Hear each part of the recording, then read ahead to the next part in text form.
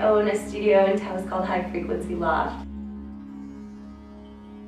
I've been a teacher and a practitioner myself for many years, and to participate in this training was just so helpful in giving me new tools that I could utilize within my own teaching and my own practice, as well as, like I said, the practical tools that I could take to the business side of things, as well as just a whole new learning in the Nada yoga and the yoga of sound and all these different things that I had explored briefly but really got to dive a little bit more deeply into. So it was definitely added so much benefit to my box of tools.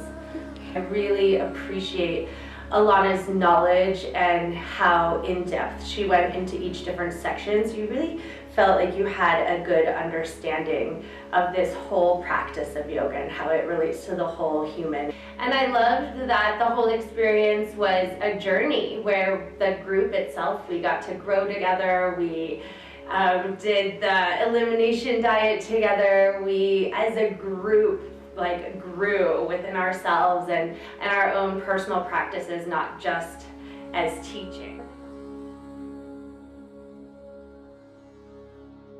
And really easy to apply into today's world, whether you're working with seniors or people in the medical field, or whether you're working with children and people at a studio or a gym.